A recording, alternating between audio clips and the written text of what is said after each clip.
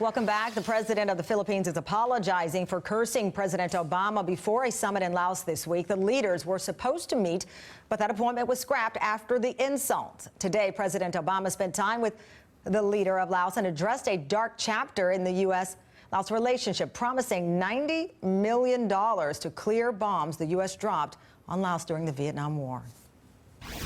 The remnants of war continue to shatter lives here in Laos.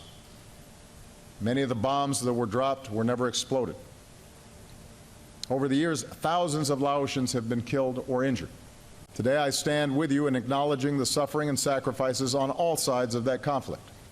Tomorrow, President Obama will meet with survivors. By the way, this trip marks the first time a sitting U.S. president has been to Laos.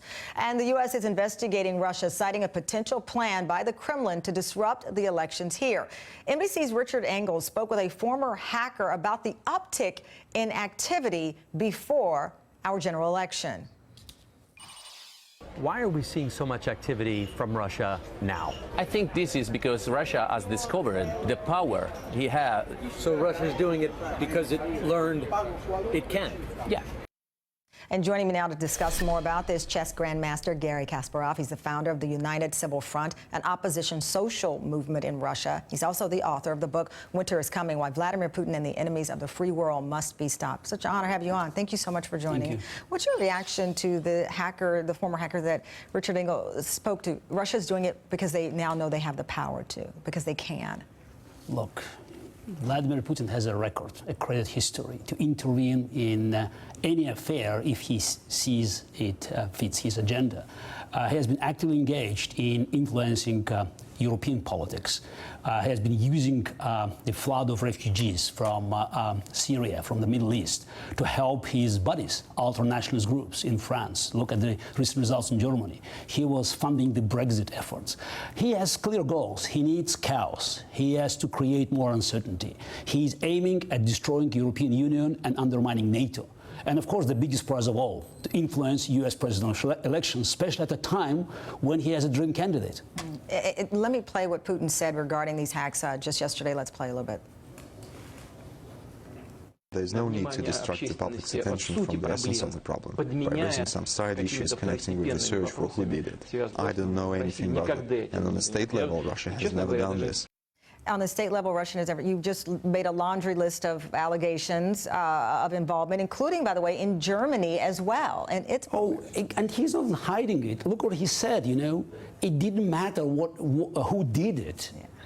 What is important that, you know, we have to look at the substance. So for me, it equals a confession that Russian hackers, who are always, you know, backed by KGB, they were engaged in these illegal activities of hacking DNC server what on earth can stop Putin from going after the data, the election data, to make sure that Donald Trump gets, you know, a better chance of winning the elections? We've heard Donald Trump in the past claim to be friends or know Vladimir Putin. He's later said, no, I don't know him. In fact, he said, if I saw a picture of him, I would know him. But there's something very off the cuff like that. But there's no proof of a relationship between these two. That does, though, not mean that Vladimir Putin has not somehow saw, as you pointed out, a way to influence this election through Trump. Oh, but even if there is no direct connection, though, we know that the former chief of his campaign, Paul Manafort, was working in Ukraine for Putin's interest. And there are a few key people still in Trump's campaign that are directly or indirectly connected to Putin's lobbying groups.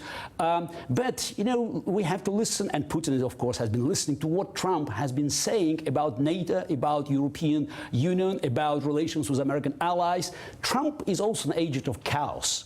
And it's an ideal candidate because Trump wants to bring America back to build walls, and naturally Putin wants America to play a much smaller role in the world affairs. But also Trump, you know, looks at everything, you know, as a deal. For Trump, I'm sure Crimea annexation is just, you know, a hostile takeover of a lucrative piece of real estate. This is a dream partner for Vladimir Putin. What is your fear? How far do you fear that Vladimir Putin would be willing to go if these allegations are true that they are trying to influence this The election? answer is very simple. He will go as far as he's allowed to, and I hope that Obama will stop talking and will start acting. Because so far, everything Putin saw from Obama is about just kind of a talk. But Putin, as every dictator, reacts on action. And I think it's Obama's prime responsibility today to make sure that whatever Putin has in mind will never materialize, and American voters will not be subject to a manipulation by Russian hackers. Garry Kasparov, thank you so much for your time. Always insightful. Thank you.